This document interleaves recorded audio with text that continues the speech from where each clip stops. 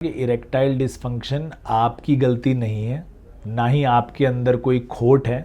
वो एक नॉर्मल बीमारी है किसी भी और बीमारी की तरह, जैसे शुगर है, ब्लड प्रेशर है, हार्ट डिजीज़ है। तो अगर किसी को हार्ट अटैक है तो उसको कोई शर्म की बात तो नहीं है, ना ही वो डॉक्टर के पास जाने से हिचकिचाता है। तो इसी तरह अगर आपको इरेक्टाइल डिसफंक्शन है तो अपनी शर्म को रखिए साइड में और तुरंत जाइए डॉक्टर के पास। वो आपका बहुत आसानी से ऑलमोस्ट गारंटी शुदा इलाज कर देंगे, बहुत कम खर्चे में, नॉर्मल दवाइयों से ही, और आप बिल्कुल ठीक हो जाएंगे।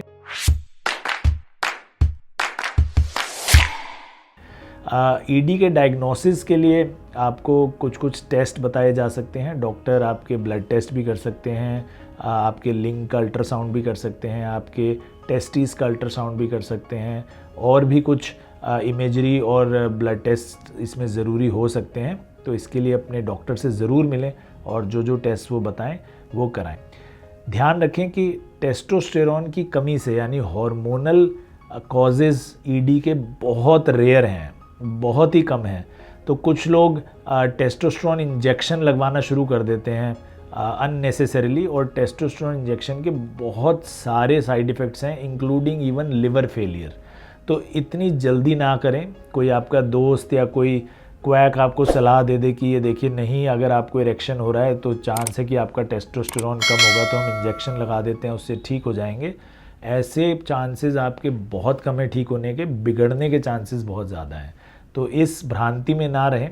हार्मोनल कॉजेज़ लेस देन 5% हैं इरेक्टाइल डिसफंक्शन के। तो टेस्टोस्टेरोन लेवल्स चेक कराए बिना और डॉक्टरी सलाह के बिना टेस्टोस्टेरोन सप्लीमेंट्स बिल्कुल ना लें। एक बहुत बड़ी भ्रांति या मिथ्या ये है कि फ्रीक्वेंटली मैस्टरबेशन यानी हस्त मैथुन करने से इरेक्टाइल डिसफंक्शन यानी नपुंसकता हो जाती है। ऐसा बिल्कुल भी नहीं है, इनका आपस में दूर दूर तक रिश्ता नहीं है। मैस्टरबेशन अगर आप एक बहुत ज़्यादा फ्रीक्वेंट नहीं करते या इससे अगर आपको मानसिक ग्लानि नहीं होती, तो एक हेल्दी एक्सरसाइज है और इससे किसी भी तरह का कोई नुकसान नहीं होता है। तो आप इसको आराम से कर सकते हैं। इससे बिल्कुल चांसेस नहीं है कि आपको कोई नपुंसकता या इरेक्टाइल डिसफंक्शन की किसी भी तरह से कोई कंडीशन होगी। प्रोटीन सप्लीमेंट्स का भी एक काफ़ी डिस्कशन होता है कि जिम जाते हैं, प्रोटीन सप्लीमेंट लेते हैं तो उससे क्या ईडी होता है। तो उससे नहीं अभी तक कोई कनेक्शन मिला है हमें। बट प्रोटीन सप्लीमेंट्स अगर आप अच्छी क्वालिटी के नहीं लेते हैं तो उससे किडनी वगैरह पर असर पड़ सकता है। तो उसके एज अ करोलरी आगे आपको बीमारी हो सकती है और आगे लिंग पर असर आ सकता है, बट डायरेक्ट कोई कनेक्शन नहीं है। पर अगर स्टेरॉयड इंजेक्शंस आप लगवा रहे हैं तो उससे डेफिनेटली ईडी होता है, और काफ़ी लोग जिम जाने में स्टेरॉयड इंजेक्शन भी लगवाते हैं, तो उससे इरेक्टाइल डिसफंक्शन होने के चांसेस काफ़ी हैं। एक सवाल ये भी आ रहा है कि क्या इनफर्टिलिटी यानी बांझपन और ईडी यानी कि इम्पोर्टेंस यानी कि नपुंसकता रिलेटेड है। तो उनका आपस में यूजुअली कोई रिश्ता नहीं है। अगर आपका इरेक्टाइल डिसफंक्शन है, इसका ये मतलब नहीं है कि आपकी स्पर्म प्रोडक्शन कम हो गई या आप इजैक्यूलेट नहीं कर रहे हैं। तो आप इजैक्यूलेशन भी कर सकते हैं, आप स्पर्म्स भी रेगुलर प्रोड्यूस कर सकते हैं, और आप अपने पार्टनर को प्रेग्नेंट भी कर सकते हैं। तो इसलिए ध्यान रखें, अगर इरेक्टाइल डिसफंक्शन भी है तो अगर आप बच्चे प्लान नहीं कर रहे हैं तो कॉन्डोम्स का या और रास्तों का इस्तेमाल करें, गर्भ निरोधक दवाइयों का या किसी भी बैरियर कॉन्ट्रासेप्टिव का इस्तेमाल ज़रूर करें।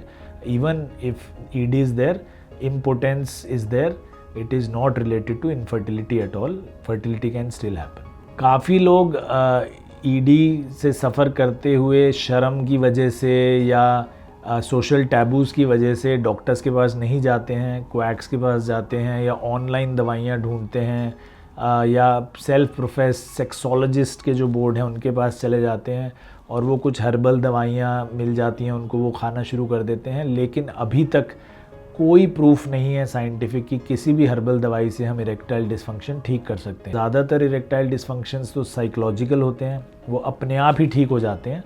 तो कुछ लोगों को जिनको शॉर्ट टर्म ईडी रही होगी, उन्होंने अगर ये हर्बल दवाई खाई और वो ठीक हो गए, तो वो अपने दोस्त को बोल सकते हैं कि ये खाने से मैं ठीक हो गया था, तो आप भी उसको खाइए। तो ऐसा बिल्कुल नहीं है। डॉक्टरी सलाह के बिना कोई दवाई ना लें और अननेसेसरीली अपने पैसे और टाइम बर्बाद ना करें।